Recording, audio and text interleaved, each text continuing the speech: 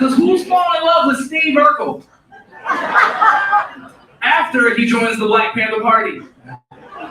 Tell you what, though, I'm really glad that I'm no longer single because I learned some valuable lessons, right? Like you should never take advice from your single friend. I had one of my homegirls, she goes, oh my God, Hannibal, you should stop wearing your glasses because you look cuter without them. Maybe she don't know how these work. But y'all, I need these to see. Like this is not a fashion statement, this is a disability. And no one else is going, oh man, you know, you get so many more girls if you would just ditch the wheelchair. Ladies and gentlemen, I'm so glad to be hosting this show with you tonight. You guys ready to get the show on the road? Let's make some noise. Fantastic. Wonderful. Well, ladies and gentlemen, without any further ado, put your hands together for your first comedian coming to the stage all the way from Winter Haven, Florida. Put your hands together for Nathan Allen!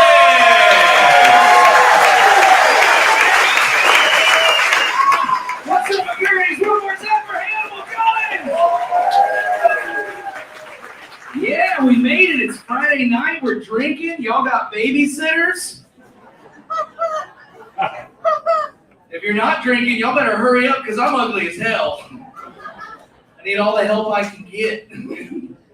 So, like, not in a weird way, I watched all of you come in, and I can see it then, and I can see it now. You're all special. I feel a special connection with you. Like, I just feel like I can share my life with you. And I need to, because I got some things on my mind. I got some things on my chest, orange shirt. And while I've got the platform, I'd like to address the limp elephant in the room. Erectile dysfunction. That's right. I'm here to raise awareness for the men that haven't experienced it yet and the women that can't. Basically, your penis is like the McFlurry machine at McDonald's. It's going to be down a lot. Orange shirt, I understand. You're a customer. You're upset. You want the ice cream.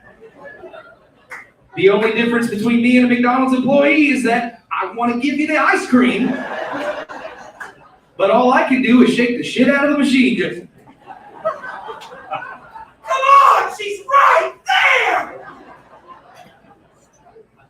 It's frustrating. Please believe me, there's nothing more that I would like to do than to put my spoon in the McFlurry and go. But I'm sorry, honey, you're getting soft serve tonight.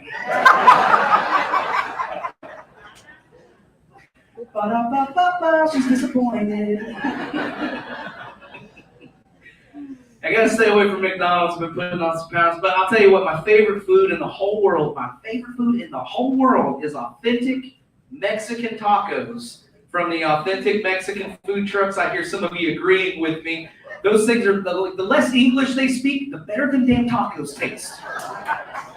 But you gotta be careful, because whatever you're wearing, your skin, your hair, you're gonna smell like those tacos. You gotta be careful. Because I messed up. I got here early today. I hit my favorite food truck, and then I went shopping at Publix. As I was shopping, I walked by this small Mexican woman, and she Joe Biden'd me as I did. She was like,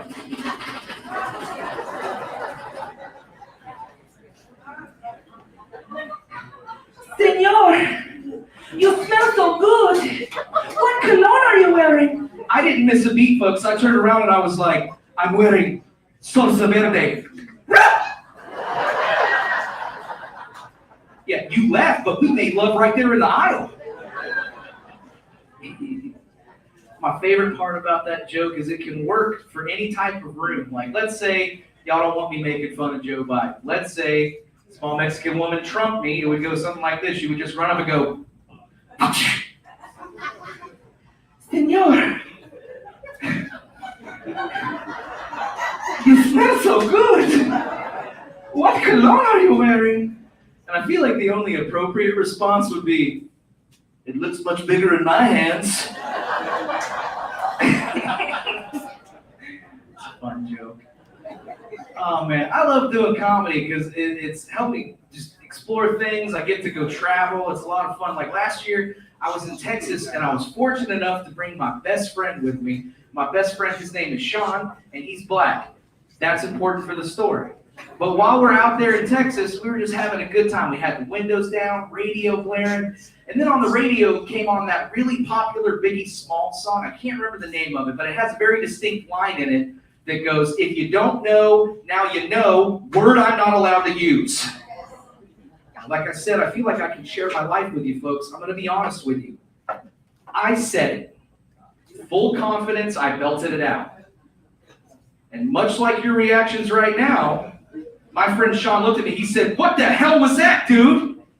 I said, "Dude, you told me it's okay. I'm allowed to say it as long as it's with the song."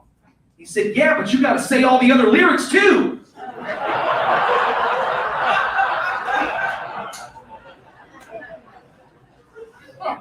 Oh man, if y'all could see y'all's faces when I was setting that one up. But listen, that joke's just for fun, but I did that in Atlanta. I know, brave. And after the show, I had a black audience member come up to me and he was like, "Hey man, you're racist." And it hurt my heart, if I felt bad. I was like, it just put me in an awkward spot. But it was way more awkward when I proved him wrong by pulling up my Pornhub search history.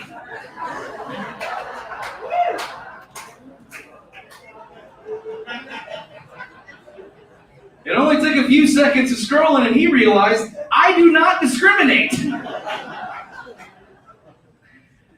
Okay, here's the craziest story ever. Like, I never thought I'd have to deal with this ever in my life, but I almost lost my job, my main job a couple months ago. I have this coworker that decided to transition, but didn't tell anybody that they were doing it. So on the day that it was officially happening, I accidentally dead-named my coworker Patty by her old name, Patrick. Now, in my defense, Patty still looked like Patrick.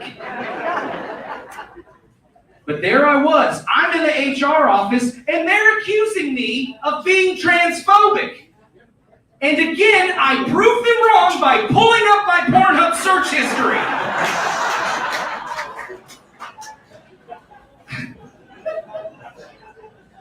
Let's just say by the end of the meeting, they considered me an ally.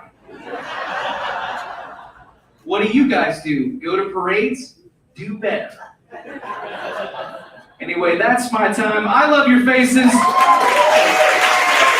Y'all have a great night. Thank you so much. One more time for Nathan Allen. All righty, Sarasota. Your next comedian coming to the stage from all the way from Odessa, Florida. Put your hands together for Tom White.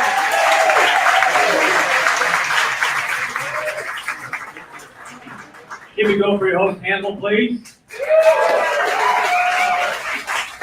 The other day I was watching a Bee Gees cover band. They play and sing at an octave higher than the regular Bee Gees. They're called the Squeegees. Why is it that women want to tell me how to drive? I've got a GPS, you think you'd be settled? I remember one date I was on, she couldn't stop telling me how to drive. I said, "Darlene, I've got a GPS, I'll keep my hands at 10 and 2, under the limit, we'll get there on time, we'll be there safely." But she couldn't stop telling me which lane to be in, which route I should be taking, and every time I looked at her, all I could think about was her ex-husband. That lucky son of a bitch. Out taking the lane he wants to take, taking the route he wants to take. As soon as I drop her off, I'll be doing the same. I spend a little bit of time on Facebook. I like it. Lately, I've noticed quite a few fundraisers for breast cancer, and I'm all for it, of course. Usually it's a 5K or 10K, has a cute little name like Run for the Tatas. But I've never seen anything for prostate cancer. What would they call that, sack race?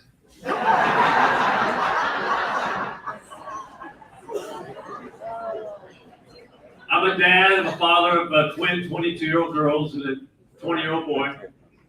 If you're the type of person that doesn't believe that God listens to and answers your prayers, let me tell you, those two girls are living proof that he does.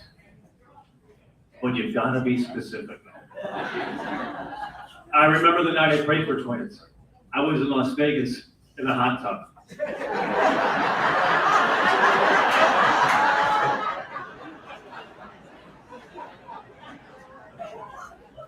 In some states, if you're looking to sell a property and somebody has died on that property, it's the law that you've got to reveal that. As an example, I'm the real estate agent. Over here is an oversized in-ground pool. It has a sub-chlorinating salt system. Oh, that's nice. That's my lady voice. And when that jacuzzi was put in, that was state of the art. Oh, I like that. And here's your 4-car garage. That's the beam the previous owner hung himself. And those garage, what? What about that beam? Oh, I'm mountain cedar. Guaranteed to last a lifetime. And to hold up to 150 pounds. For 6 to 8 weeks, they didn't know for sure. You wouldn't think a trip to Home Depot would have you examining your mortality. Last weekend, I was reclocking my bathtub in the bathroom. That's where I keep the bathtub. And I found myself in an aisle in Home Depot having to decide between 25-year or 40-year car. And I'm saying, how much time do I really have left? And is it worth $1.17? Something similar happened at Costco. I'm shopping for laundry detergent. The smallest jug they had was for 158 loads. I'm single, I live by myself. I'm in my 60s, I do laundry about twice a month, mostly t-shirts. And I'm doing the math. And I'm thinking, this may be the last jug of laundry detergent that I ever buy. And as I take it off the shelf, I give a little hug. Me and you, buddy, all the way to hell. And when I get to hell, the devil would look at me and go, oh my, 158, that's quite a few. And I'd say, is that OJ? Yeah, he just got here.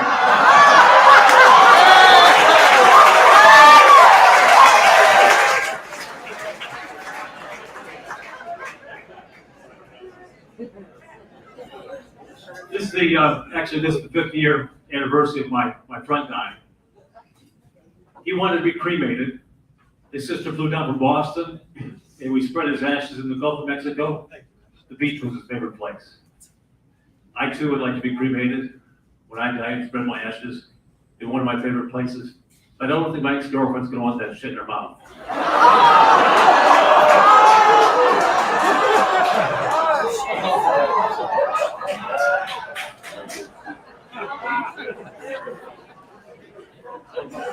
Let's make up for that.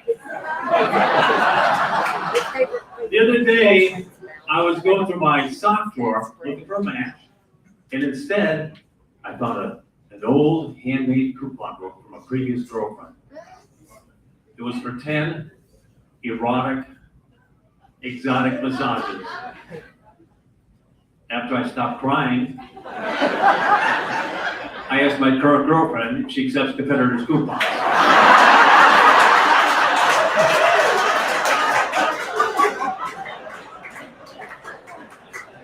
It's almost my time. I'm reminded, George Bernard Shaw famously once said that the joy of life is having a purpose.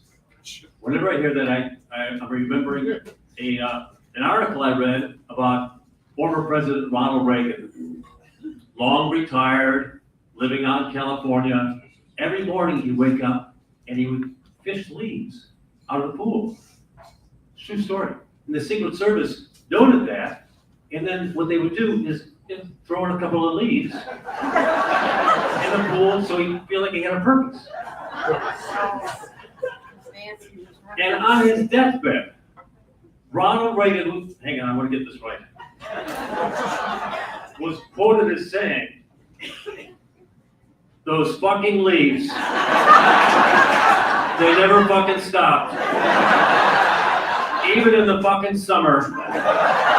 Where the fuck did they come from? My name's Tom Long, to join the show. This is our live. We're excited.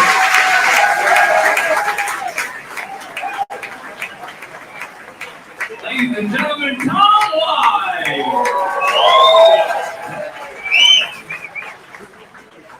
Hi, everybody. Your next comedian coming to the stage all the way from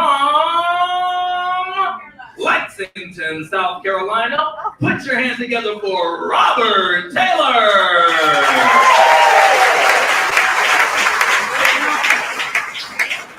All right, thank you. Great to be back in Florida. Our favorite country in America.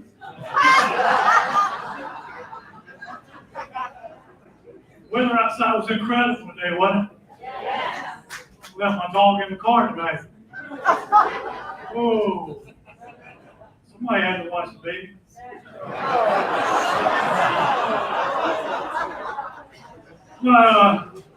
First time in Sarasota, actually.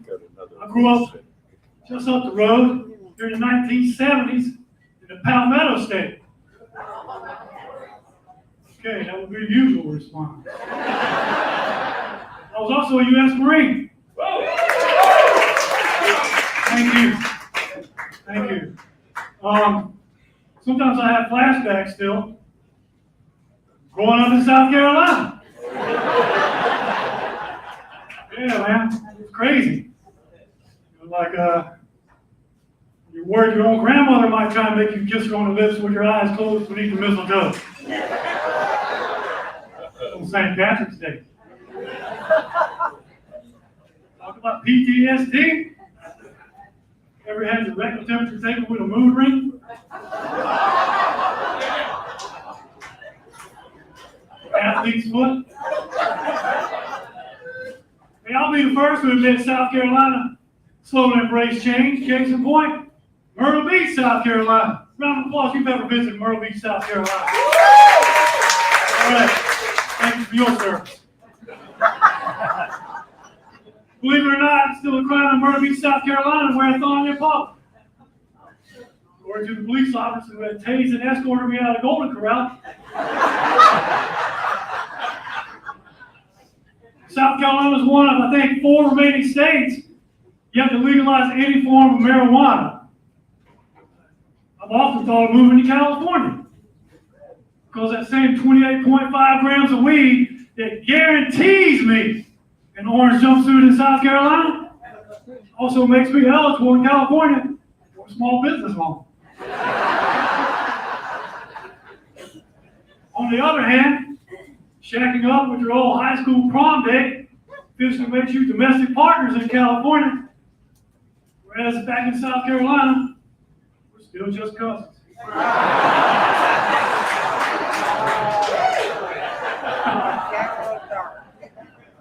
Firstly, I think weed is a victimless crime. Really? I mean, you're much more likely to commit a felony down south under the influence of sweet tea. I mean, you talk about addicted. I seriously consider doing crack cocaine just to wean myself off a Lipton. Sweet tea's taking more teeth and toes than Jeffrey Dahmer.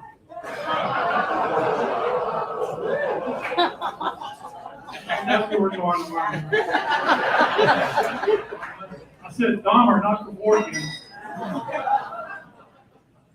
But this may come as no surprise. In addition to being a former Marine, grew up in South Carolina, addicted to sweet tea, I'm also a recovering public school special education teacher.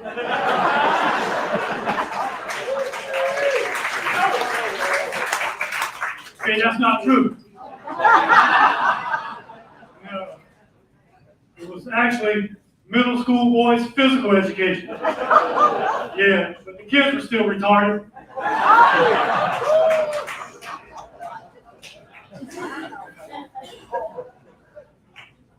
I don't know. You think that I get a little bit of the glory. I mean, I spent all of my days supervising 12-year-old boys as they showered in their underpants. Sarasota, Florida, I can't unsee that. I don't care how many times I delete the video.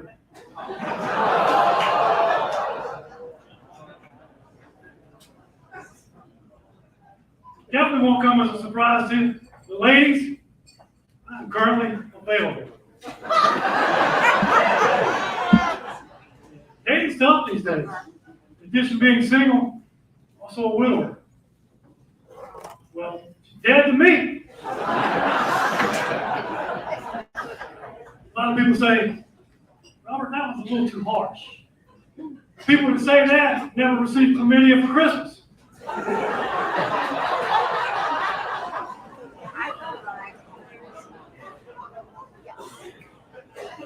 Hey, I can forgive somebody for cheating during the holidays. Damn it, draw the line and regifting. That is not how Secret Santa works. No one ever had to go to the clinic and get rid of a fruitcake. Dating is tough these days. It's even tougher when you're sober. As of October, it's been 28 years. Without having to drink alcohol. With my prescription medication. I'm just kidding, Sarasota. It wasn't my prescription. It's tough staying sober on the road. Just last month in New Orleans, Louisiana, after a show, a gentleman came up to me and said, Robert, man, love your set. Can I buy you a White Claw hard seltzer? So the White Claw hard seltzer, thank you, man, but I gave him alcohol. Not my dignity. White Claw hard seltzer. Because apparently nothing says, come and get some of this, ladies. Like a grown man sipping on a 12-ounce can of Barry Manilow's greatest hits. Sure, White Claw hard seltzer. Maybe afterwards we can head over to Whole Foods parking lot, do some donuts in the Mini Cooper. Hey, you guys have been great. I'm Robert Taylor. Thank you.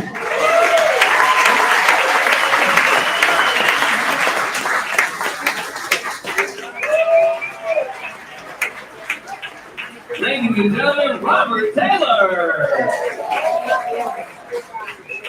Like I said, tonight's show is special because we this year have a sponsor, which is Dr. Squatch. They make some of the best soap. Please clap for them. That's part of my paycheck. They make some of the best and the most natural soaps, especially for men. And you know how bad we stink because they're sponsoring us. They've actually got these 3 bars of soap, and they made sure to make sure that we had enough so everybody in here gets one. So at the end of the show, as you're saying bye to the comments and you're telling us how much you love the show, stop by the merch table and make sure you walk out of here with a 3 bar of soap, ladies and gentlemen. Yeah. Alrighty, so next up, coming to the stage all the way from New York, New York, put your hands together for Hemming Gov. Thank you guys. It's good to be in the South. I grew up in the South. I grew up in North Carolina, yeah. I was one of the only Asian guys in my whole town. It's like a small town. It was actually very good. Like, I didn't experience a lot of racism at all. There was this one time though, I was in high school and I was applying to colleges and someone told me I should apply to Rice University.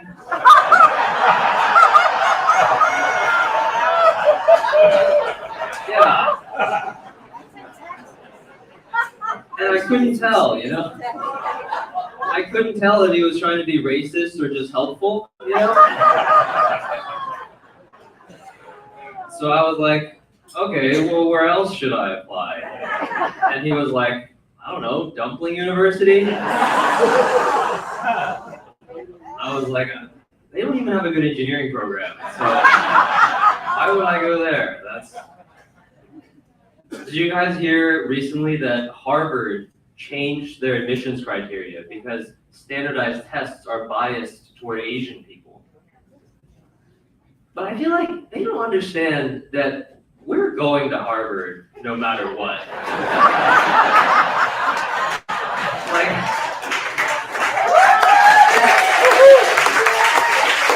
Like, it doesn't matter what they change it to, right? Like, we're gonna do it. Like, people think we like math. We don't like math. We like getting into Harvard. We love that. That's our favorite thing. People say Asians are bad drivers. Just put driving on the Harvard admissions. We're gonna be like the Fast and the Furious. Don't even worry about it. I'm in New York now, and I've been dating. It's hard though, because I feel like people are getting less romantic. Like, I feel like our whole society is getting less romantic. Like, I was walking down the street the other day, and I saw an ad. It was a big neon ad. It said divorce, $499. And then underneath it, it said 20% off. I was like, are there people walking by that sign going, I wasn't planning on getting a divorce? But if price is this low, honey, we gotta jump on this. I think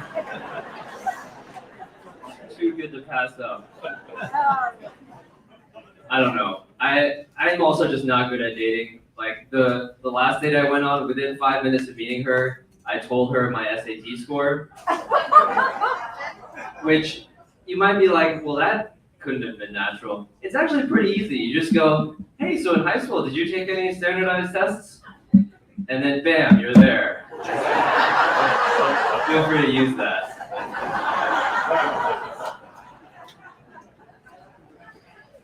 It's $23.90.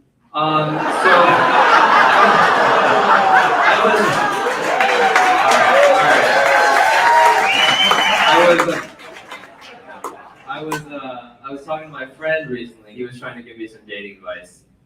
He said, hey man, you should try to be yourself, which I thought was really good advice because I've been going on my dates as a Puerto Rican lady. People don't seem to like the accent. I don't know. It's weird.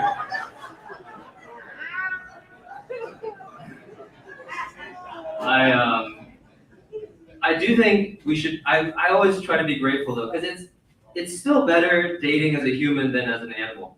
Dating as an animal is crazy. Like I found out recently that when praying mantises have sex, the female rips the male's head off and then eats it.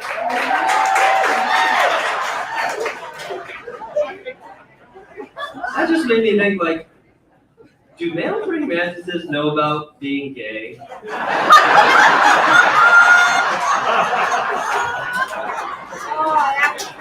I feel like it's worth a shot.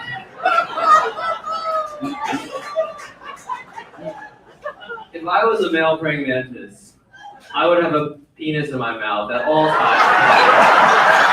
Just to be safe, you know?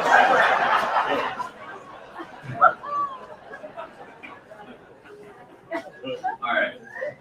I have another one for you guys. Did you guys know when octopi have sex, the male hands his sperm to the female? This is true. He puts it on a tentacle and then hands it to her. That's fucking classy. That's a classy move. That's a real gentleman right there. Madame. That's so good. Next time I'm on a date.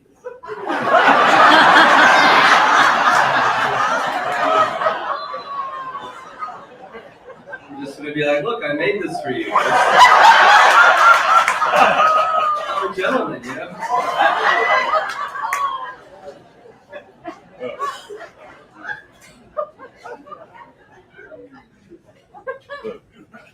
Okay, do you guys agree that when sometimes people can advocate for something without that thing applying to them? We agree on that, right? So I just want you to keep that in mind, because I've been thinking about micro penises recently. And did you guys know that micro penis is an official medical diagnosis? Like doctors will tell you that you have a micro penis. I have an idea. How about we leave them alone? How about we don't kick them while they're down? Did you know that the cutoff for having a micro penis is 3 inches? That's not micro. I was hoping it was going to be like half of a nanometer. 3 inches is too close for comfort. Come on, that's... I just think it's a mean name, micro penis. I feel like it should be called, hey man, you got so much other stuff going for you. That would be a nicer name, I think. All right, thank you guys.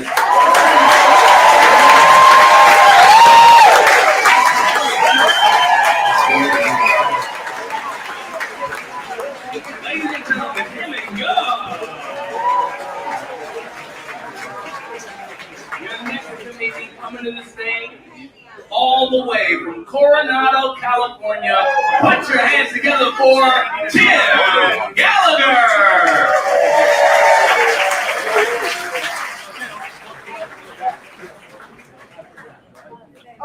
All right, look. I don't know if you can tell yet, I'm really not a people person. I find it physically painful to be around anyone except my wife and daughter. That's really hard on my son. That kid. I'm not saying I'd ever kill him, but here's exactly how I'll do it. I'll wait till he's sitting on the couch with his phone, and I put a sandwich just out of his reach, and he'll starve to death.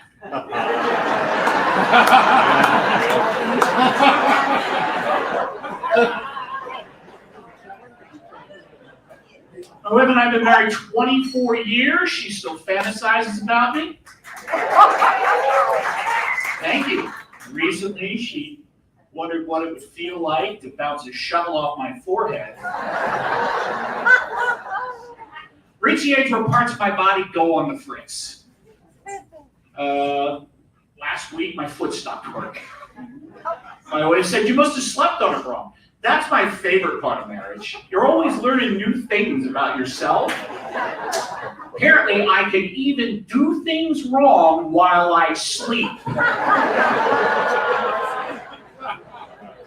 have 3 ruptured discs in my back. When we go shopping, my wife will literally park me with the elderly men waiting at the front of the store. Usually 3 or 4 of us sitting there, 1 prostate between us. These guys are ancient. They look like they ejaculate dust. Seriously, when they finish, it's like...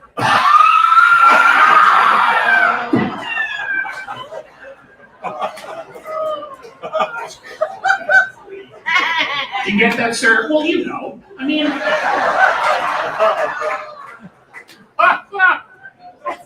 Shopping's my wife's vice. My vice is all connected to my lack of impulse control, like blackjack.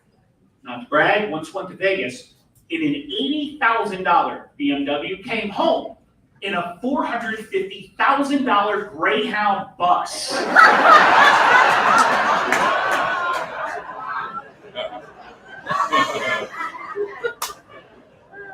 Compulsive eater, my wife worries about my weight. I can always tell her precisely how much weight I've lost, down to the ounce. But when I'm gaining weight like now, my answer gets less exact. This morning, she asked, "What's your weight up to?" And I answered, "Fuck you!" In my head, guys. Only said that in my head where I'm brave.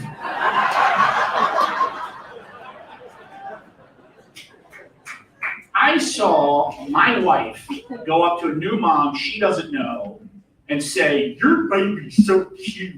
I just want to eat her." I'm like, "Oh, I can't ask a woman if she's pregnant. You can tell her baby looks edible?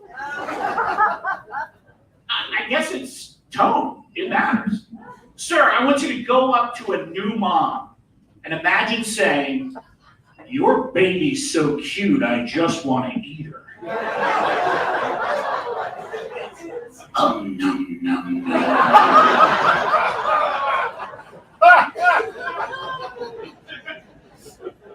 Nobody listens to me anymore. I used to be important. I was president of marketing at Disney. Now, nobody knows what marketing is or what it does, but I did it for 27 years at Hollywood movie studios until I retired. And I say I retired. Everyone else says I got fired and burned every bridge in town. And the difference between those two statements, that's marketing.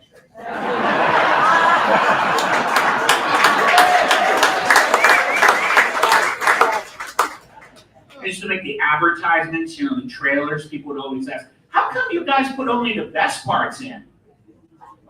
Well,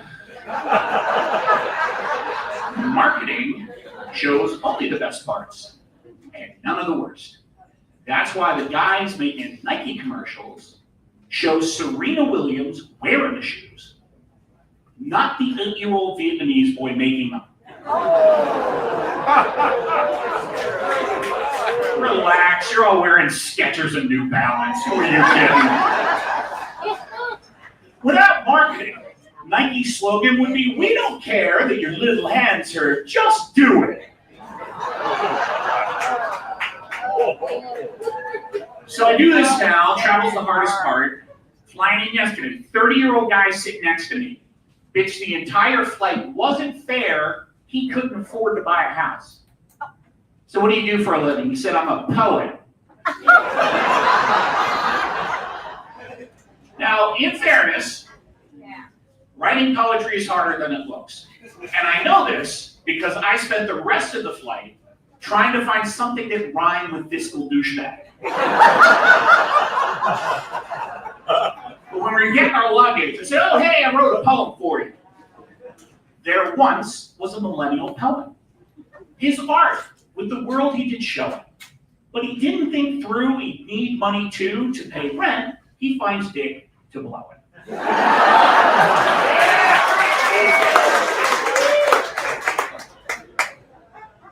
I tell you, the corporate world has so changed. I worked 15 hours a day, right? Constantly exhausted, never saw my family. Now people work from home because of an animal virus from China. 10 years ago, if you had told me I could get time off work because of a global pandemic, I would have fucked my way through a zoo. I'm Jim Gallagher. I hope you enjoy the rest of the show.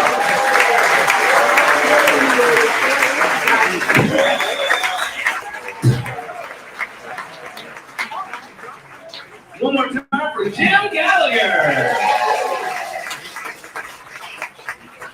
So, ladies and gentlemen, tonight we have our very esteemed judges judging the show from the back of the room. We've got Jeremy Dog Danley, the owner of Bar Comedy USA.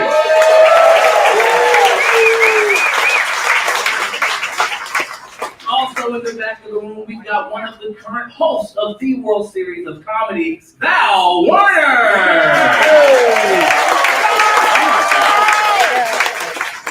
Watching from the live stream online, we've got the owner of ComedyFeedback.com, Jason Rowland. And last but not least, because he signs my paychecks, we've got the owner, the founder, and president of the World Series of Comedy, Joe Lauer.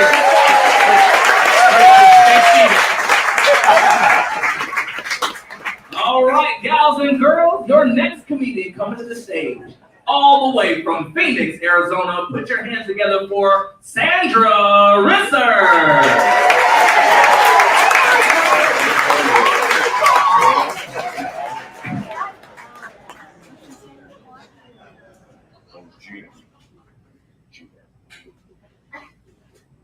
I'm 82 and I don't think of myself as old. I didn't do anything to get to be this age except keep on breathing. And as I said, I don't think of myself as old. I'm used. I am like a dilapidated hotel. The facade is crumbling, my plumbing is shot. And we both had a lot of men spend the night.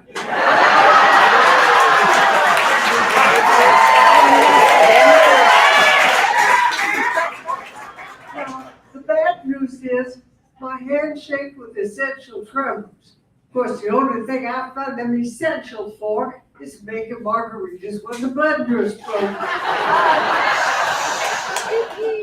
The good news is I'm married to a younger man. Now, we've been married for 33 years. Yeah. I mean, do you know how many loads of your partner's dirty underwear you have to wash in 33 years? 1,760.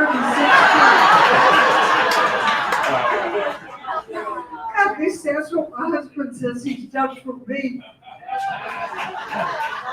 Oh yeah, I was lucky. I got a second-hand, fully trained, pre-owned husband. Oh, I thank his ex-wife every day for training him. Well, I find that training a man is kind of like training a pet, but much harder. With both, you have to be firm and consistent. If they do something right, give them a treat. I found a combination of food and sex works best for a man.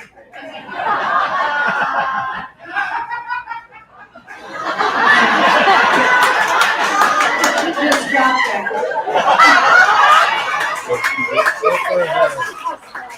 Otherwise, if he cuts the laundry, feed him.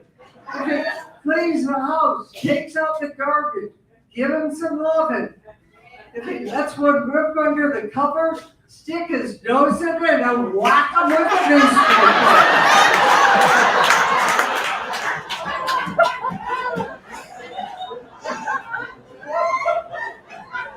Now, I thought there was nothing after 33 years my husband could say to me that would leave me totally speechless.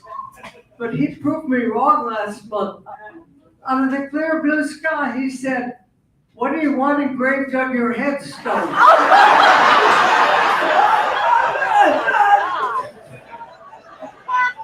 But I'm still alive. Yes, the doctor called. Do you know something I don't know? He said, "No, calm down.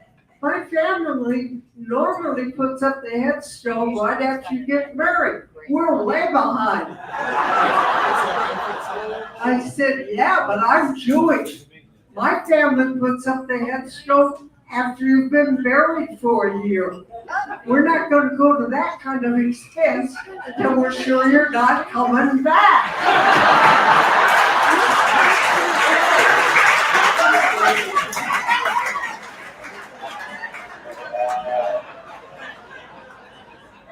Well, I decided it didn't make that much difference. As long as he doesn't engrave it with the date he thinks I'm going to die. Now, I began smoking weed in the 1960s.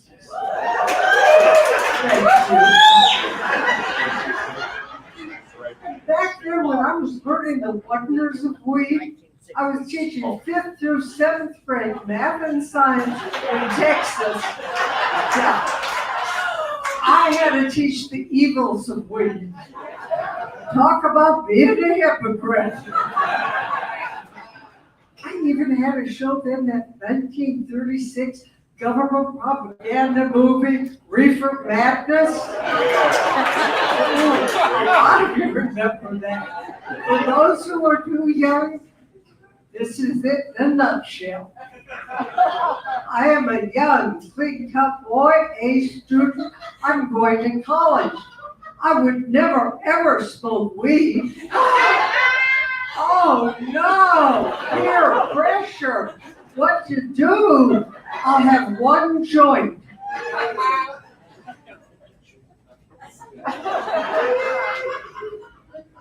Now I am a drug crazy addict.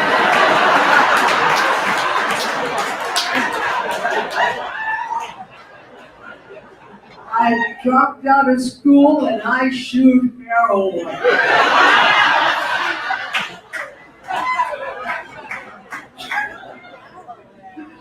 Moral of the story, weed is a gateway drug. Well, I may have been a hypocrite, but I wasn't that bad of a hypocrite. So I told him the truth. Weed, like having a drink, is okay for adults.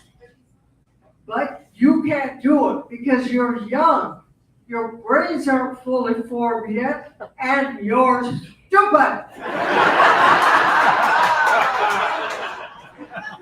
Needless to say, I didn't teach school very long.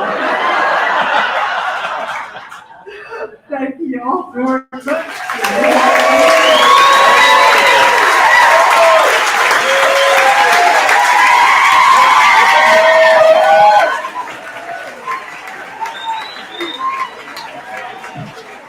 Ladies and gentlemen, Sandra Risser.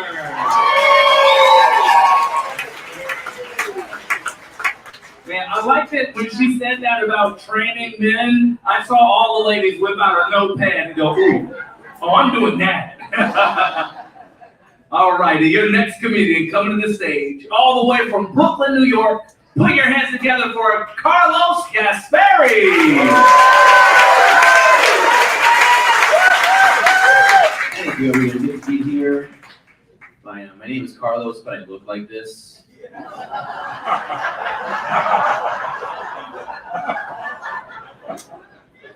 So thing, I was actually born and raised in Venezuela. My dad's Venezuelan, my mom's American. So I'm the type of guy you hire if you want a more diverse workplace, but you still want it to look the same.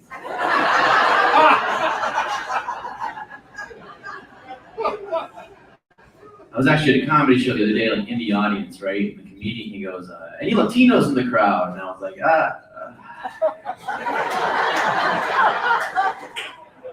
it's not worth the trouble, dude. So I wasn't born and raised in Venezuela. I sound like I do because I went to an American school in Venezuela. So it's exactly like an American school here, except that all the kids were Venezuelan, which kind of sucked, man. Venezuelan kids so creative at being mean. I had a big head growing up. They called me cabeza de mundo, world head.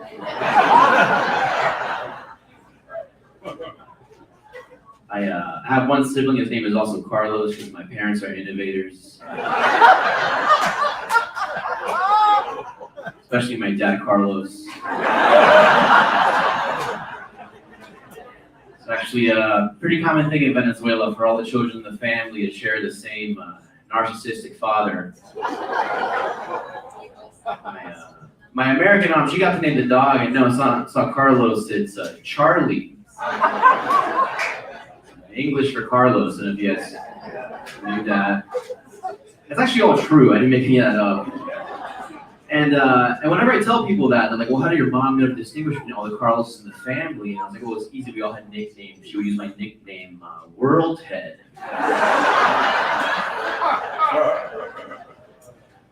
I left Venezuela when I was 18 to come to college here in the States. I went to school called Carnegie Mellon in Pittsburgh, PA. Okay. If you don't know much about it, kind of a nerdy, geeky place. They actually made T-shirts there that said, "Sex kills. Come to CMU and live forever." Basically, by the end of freshman year, I hadn't gotten laid, but I learned how to juggle. It was a weird thing. That is the nerdiest thing I ever did. Is I joined the juggling club freshman year, and we'd stand on the main lawn of the university and we'd juggle where everyone could see us, me and the other virgins.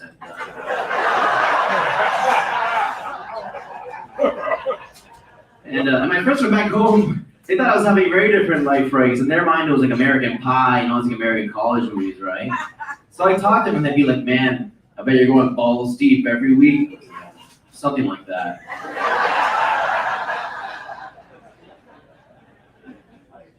I have a girlfriend, in my opinion, and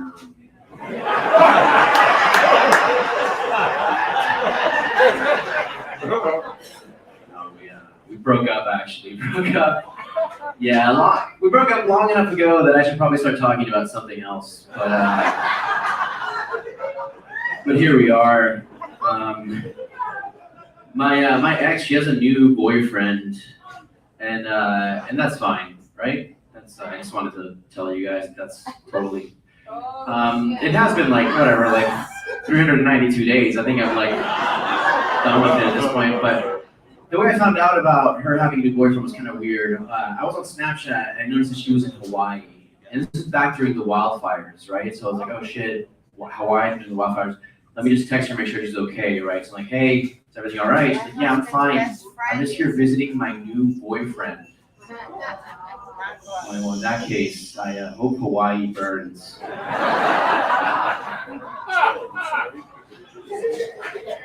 She was like, well, the fires are on Maui, I'm on Oahu, so I hope somebody takes a ship of fire from Maui to Oahu. No, I just thumbs up the text. That's like the meanest I could be.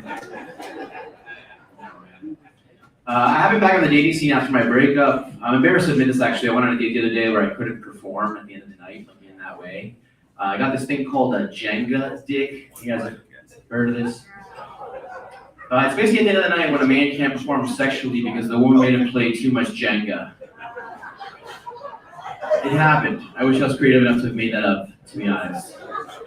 But it's a first date. We're having a great time, right? Back at her place, I'm excited. I'm like, what's going to happen, right? And after a while, she's like, hey, before we go on any further, I want us to play this game. And she pulls out the Jenga. Or as I like to call them in hindsight, the cock blocks. She's like, no, we're going to play Truth or Dare Jenga. And if you guys haven't played Truth or Dare Jenga, imagine a potentially very sexy game of Truth or Dare with a completely unnecessary game of Jenga just wedged into the middle of the situation. But I'm like, whatever, at some point I'll dare her to kiss me, something flirty like that, right? And then we went for 7 straight rounds of her picking Truth. What are we doing here, dude? So then she's like, your turn. I'm like, Dare. She's like, give me a headstand. I was like, I don't think we want the same thing from this situation. We finally got to messing around, and I couldn't perform. I couldn't stop the tower from falling, if you know what I mean. And that story doesn't really have a happy ending, so we're just gonna kind of move on. My buddy lives in San Francisco. He told me they have these sex parties. They're also potlucks. So you're expected to like bring a lasagna and then you like eat the lasagna, and they have sex with lasagna. I don't really know how it works, but there's an impression of me at a sex party that is also a potluck.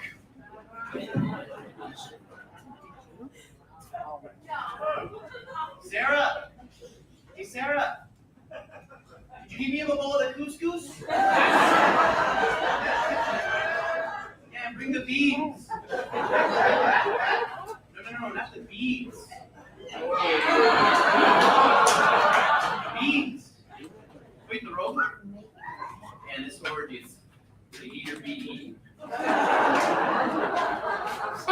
Oh, who made the cobbler? Who made the cobbler? You don't know bread? You guys have a good night. One more time for Carlos Gasperi.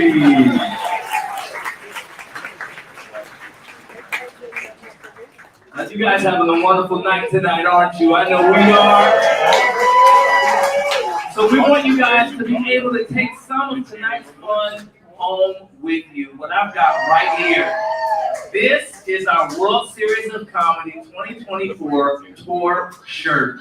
This bad boy's got all the cities and all the clubs we're hitting this entire year, leading up to the main event in Vegas, and bam! This front of this shirt has a guy that looks a lot like Steve Martin.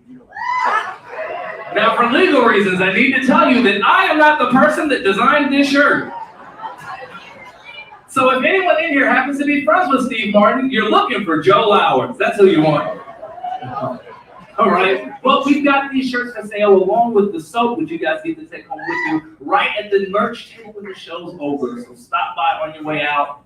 Now, without any further ado, your next comedian coming to the stage, all the way from New York, New York. Put your hands together for Aditya Shankar.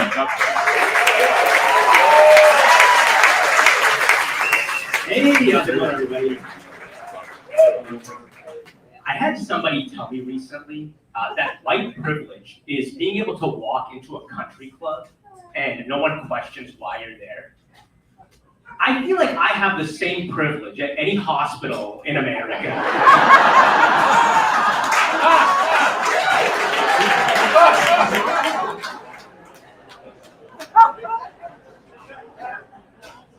I could throw on a pair of scrubs and be in the operating room at the Sarasota Memorial.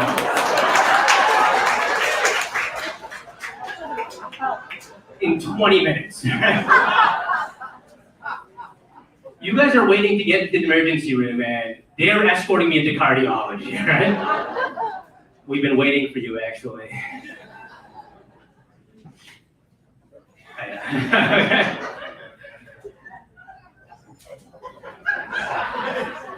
Yeah, you don't have to apologize. I took my first yoga class recently, which is weird as an Indian American because I was talking to my grandma about it, and she was like, "Oh, what kind of yoga was it? Was it Ashtanga or Kundalini?" And I was like, "Hip hop power yoga, actually." Can get pretty bumping. And then she was like, "Okay, well, my first instructor was Swami Narayan from Himachal Pradesh. Who's your guru?" I was like, "Christine from Crunch Fitness."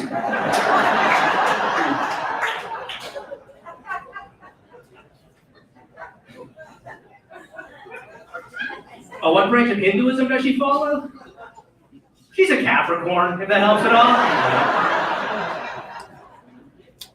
Doesn't help? Okay, got it. I had a coworker at a previous job who used to use the word segregate, just casually, to mean separate. And I feel like you can't do that, right? He'd be like, "I like to segregate the raisins out of my trail mix."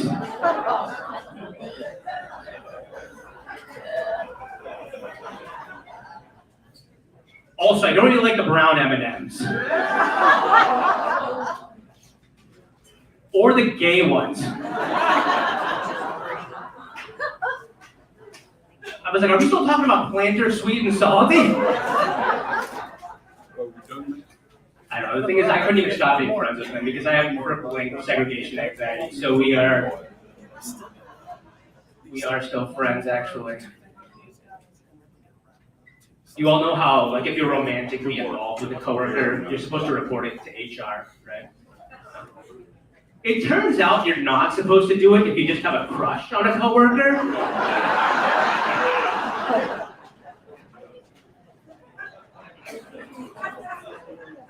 I showed up and I was like, "Is this where I filed the paperwork?"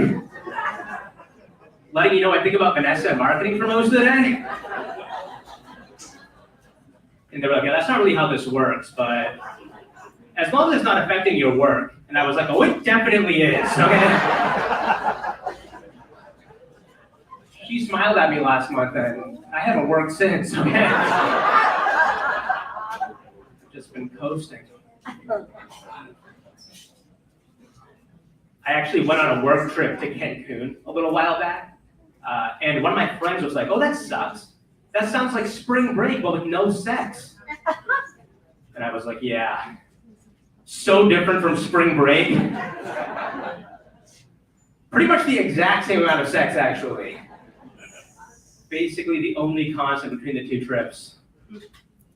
Is it clear in that joke that I wasn't having any sex?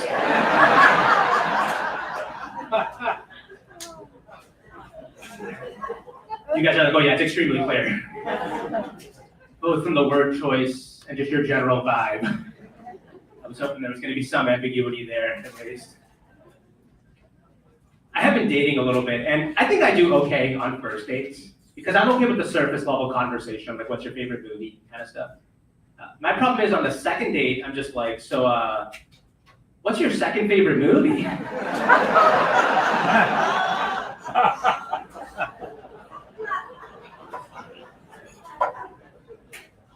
Do you have any new siblings since last week?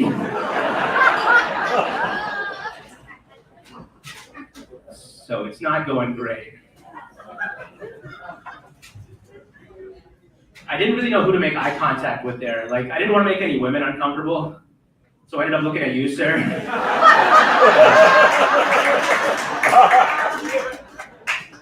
But I feel like you were like, what kind of vibe am I giving off right now? I just ended up making everybody uncomfortable. Do we all remember Vivek Ramaswamy? He was running for president in the Republican Party for a little bit. Yeah. He was an Indian candidate, and he kind of showed me how weak my political principles are. Like, I thought I was a Democrat, and then I saw a guy that looked like me up there, and I was like, life begins at conception, okay? It's God's will. Like, I'll hear Trump say something and roll my eyes, and then Vivek will say the exact same thing. And I'm like, this guy just gets it, okay? Finally, someone who's saying what we're all thinking. I thought Biden won the last election, and then Vivek opened his mouth, and I was like, I was at the Capitol on January 6th, okay?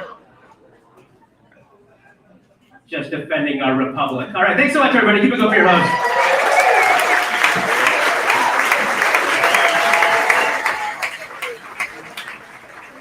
Adita Shankar, ladies and gentlemen.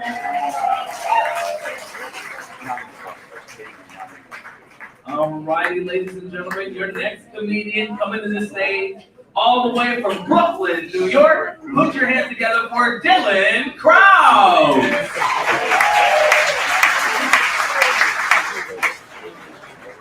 Thank you. I've been working on being positive. I feel really good right now because right before I came on stage, I looked at my bank account just to remind myself that I got nothing to lose. I'm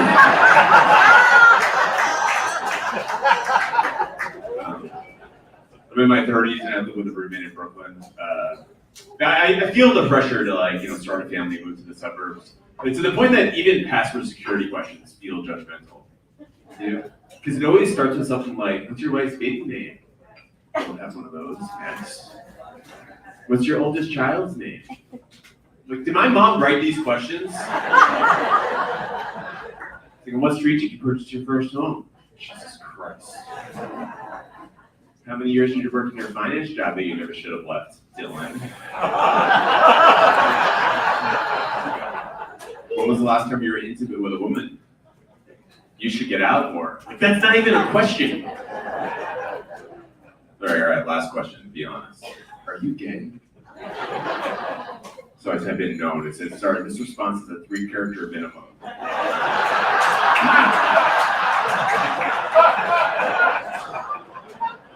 So I'm gonna type in N-O-O-O. But I think that makes me sound gayer. Sounds like I'm like, ew.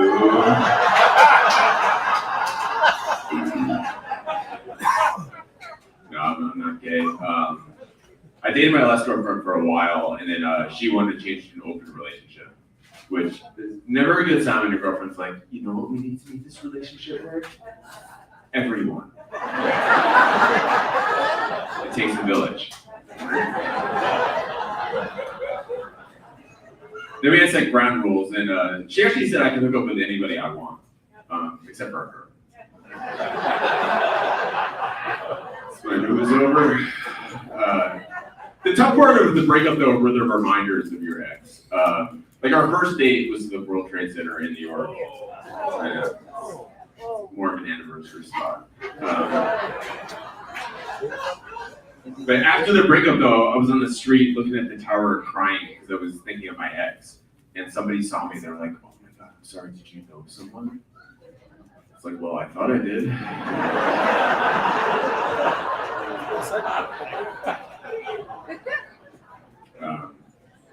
So I'm single. I don't have any kids. I do have a niece though, and my niece is actually half black. So obviously that makes me a quarter black.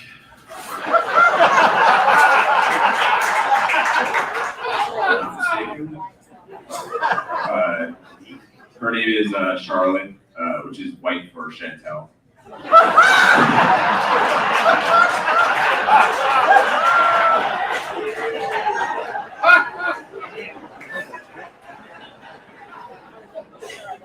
It's wild though seeing your sister be a parent, because like she'll tell my niece stuff that our parents told us to remember. My niece wanted to go see the Taylor Swift movie, which is PG-13. My niece is 12 and she wasn't allowed to see it, so she snuck in. And when she got caught, her excuse to my sister was everyone was doing it. So of course my sister's like, well, if everyone was jumping off the Brooklyn Bridge, would you do it? And I think if everyone at least want to know why they're jumping. You know, I think it's pretty naive to flag down 8 billion people and be like, guys, hold on, guys. Our mom said we shouldn't do this. I think if everyone was jumping off the Brooklyn Bridge, I wouldn't jump. I would shoot myself in the head. Just so people will look at me being like, wow, that guy really marched to the beat of his own drum. True individual. That's a crazy thing. Like, why is the childhood barometer of peer pressure ritual group suicide? That's an insane thing to do to a kid, to be like, oh, you thought it was okay to sneak into the movie because your friends were? Well, what if they all killed themselves? What would you do in that situation? Would you join them? So I asked my sister why she's being so hard on my niece. And she's like, well, I'm in this parents group and they say we gotta be stern with the kids. And I was like, well, as long as all the other parents are doing it.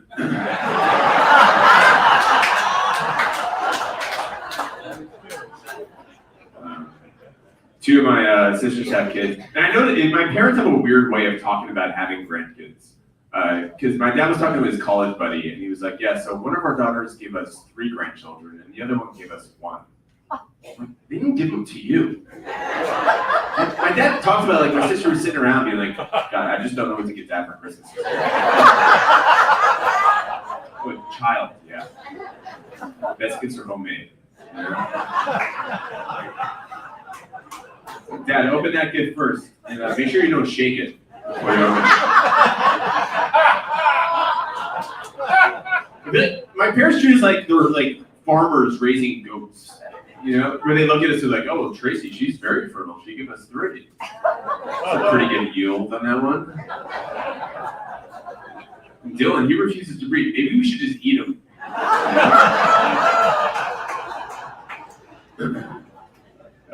This one time I did have sex, actually. I said I just wanted to go to No, it was the first time I'd had sex in a long time. And it reminded me what I didn't miss about sex is the planking you gotta do. You know? Like holding a push-up. This girl said she wanted to have sex with me, but really she didn't get on top of me and do CrossFit.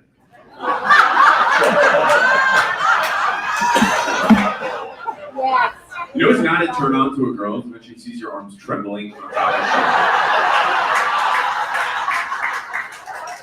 her. My Fitbit was like, you're in danger.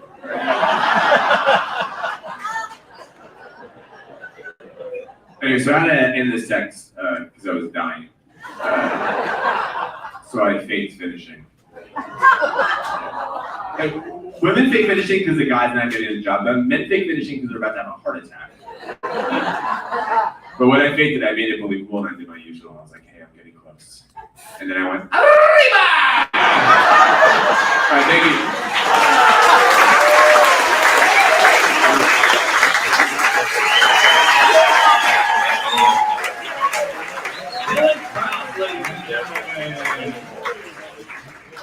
So I got a little bad news for you. It turns out Dylan was the last comic we had competing tonight. Yes. But we do have a special guest for all of you tonight. She came all the way from Indianapolis to perform for you guys, and right now she is one of the brand new hosts of the World Series of Comedy Festival. Ladies and gentlemen, put your hands together for Val Warner!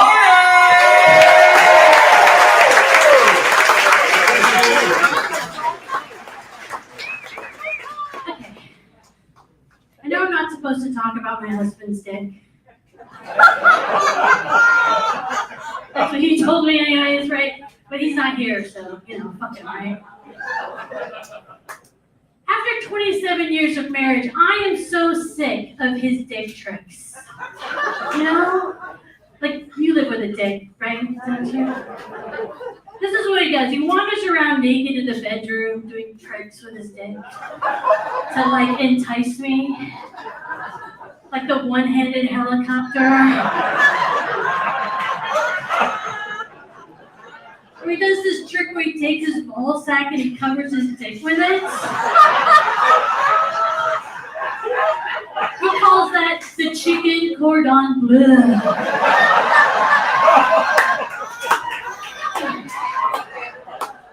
No, it's not sexy. No.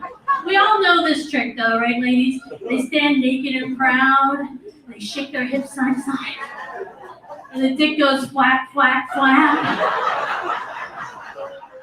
When did flap, flap, flap become the universal question of, let's have sex tonight, babe?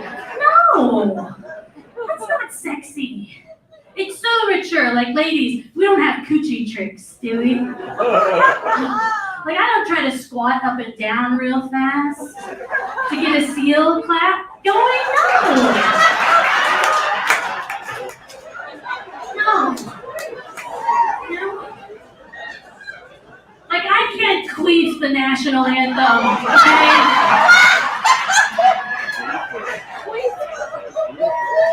Not in tune, anyways.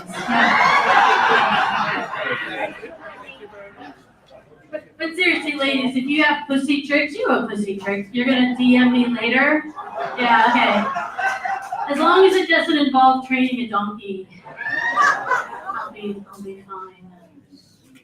When I first started dating my husband, he was a little worried about like his size. I mean, he's a 6 on a scale of what?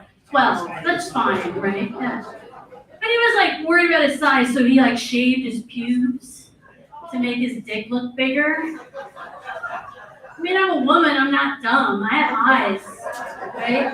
There's no shading or contouring you can do down there to make it feel like 8 inches later, I know I'm supposed to tell you guys that size doesn't matter. It matters, it really does. Like, I have proof, okay? Like, if size didn't matter, why is every wife's dildo bigger than their husband's dick? Am I right? Right? No woman walks into the dildo store and say, well, my husband's 4 inches, so take me to the 4-inch dildo aisle. They would just laugh at you, right? They're like, man, 4 inches isn't a dildo. That's just a butt plug. It's like a training dildo. So, like, do you have a training dildo? Is that why it's so funny? Did you get a box of dildos that go from like 2 inches to 12 inches? And you just practice, you work your way up? Yeah. That's what we should get, ladies, right? We should get a box of training dildos. You're gonna have sex with 5 or more men, you're gonna see one of these dicks, My husband is wonderful. He was very understanding. When I first started doing comedy, he said to me, I bet it's gonna get real lonely out there, like on the road, right? So I want you to know that you have my permission. So I have his permission now, folks. Yeah, like that's what's been stopping me from cheating on him for 27 years. Permission, right? Isn't it so cute, though, that he thinks there's some young, hot guy out there waiting for me? Like waiting to ask me, did you get permission? Ma'am, no. Permission's not what's stopping me, okay? I'm 48 and I'm chubby and I have a white-haired vagina. Pretty sure that's what's been holding me back. I told that joke a few weeks ago, and I go out of the club and there are 2 men waiting for me. The one says to me, "How much permission you got?" Not enough for the both of you. Guys, I've been Val, you've been wonderful. You ready to hear? Yeah, thank you. Ready to hear who won tonight, guys? I have the honor to welcome the owner and the founder of the World Series of Comedy, and a man who owns more jean shorts than should be humanly allowed. Please welcome Joe Lowers.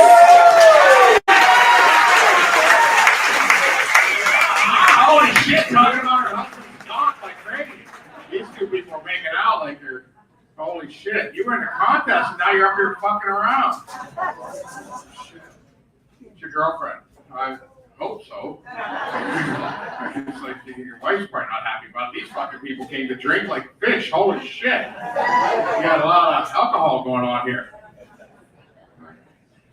All right, you guys ready to fuck? You seem like you're ready to find out who won, you know? It seems like you're like, let's tell us who won, and then we gotta get the fuck out of here. You know, Spencer. What are you, the fucking producer of the show? He's like, do another 5 minutes. Like, hey, I'm fucking boss, you stupid son of a bitch. Do another 5. I told you to do another 5. You got fucking short, you fucking ass. What are you in witness protection down here in Sarasota?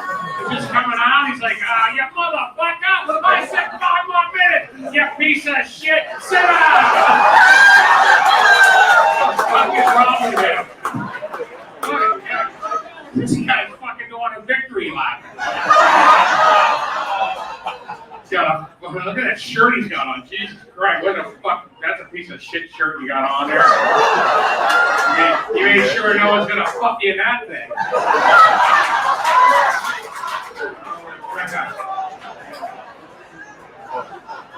These 3 guys are like, yeah, I wish you would have fucking died years ago. I wish you would have fucking capped you a long time ago. They don't even want to hang out with you.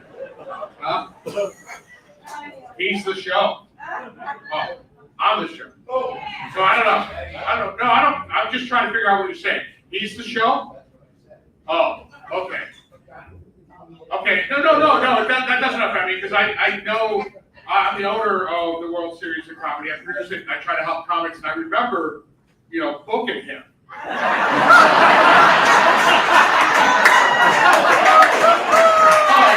No, I didn't fucking book you. Sit down, fuckhead. Jesus, you're not the fucking star of the show. You're just a fucking moron with 3 other assholes. Jesus. I got a circle. I gotta be honest with you. When I was dancing like that, one of my nuts fell out of my room. That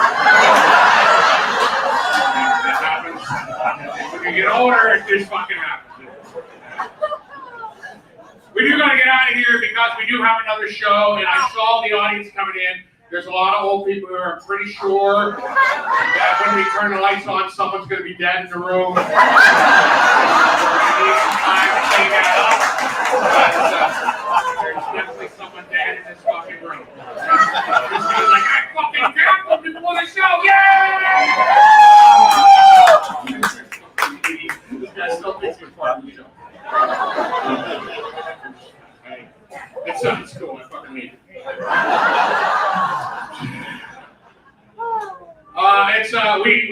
We need you to head out though, so if you're really, really fucking old, just start walking now. Make sure the road is straight out for the fucking next show.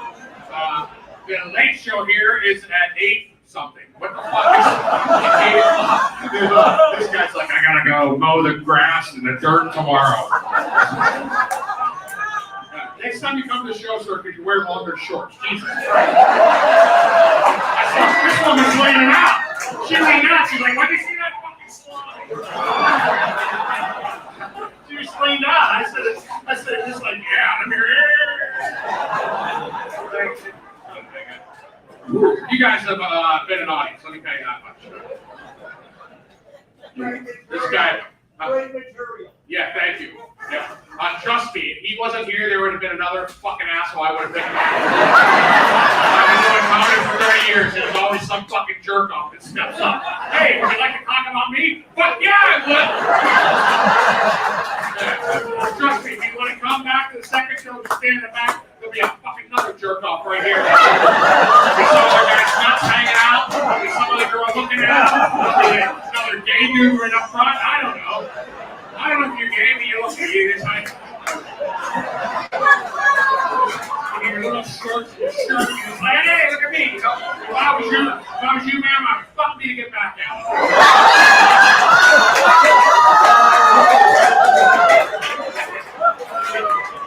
Let's find out who won this fucking thing and get out. Let's get out of here safely. Make sure you take some soap. You'll need some fuck. Yeah, that's good. Thank God. Yeah. Who's the fucking star, huh? Hey, who's the fucking star? All right, let's find out who won this thing. Do me a favor, give it up for all the comedians you see tonight.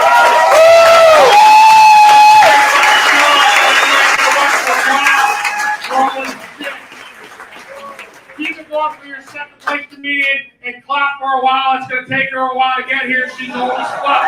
Please put your hands together for Sandra Richards!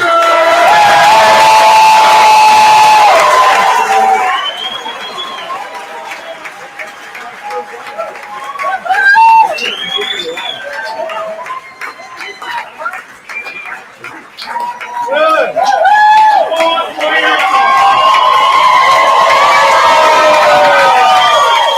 Keep it going for your first place comedian, Hemi Go!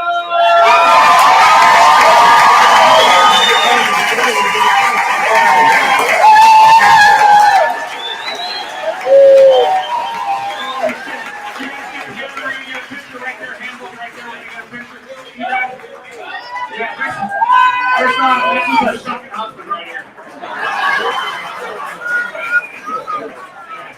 All right, let me know when we got the picture. Everybody on three, say cheese. 1, 2, 3. Cheese! All righty, we got it. You guys are going to walk the audience. Thank you so much.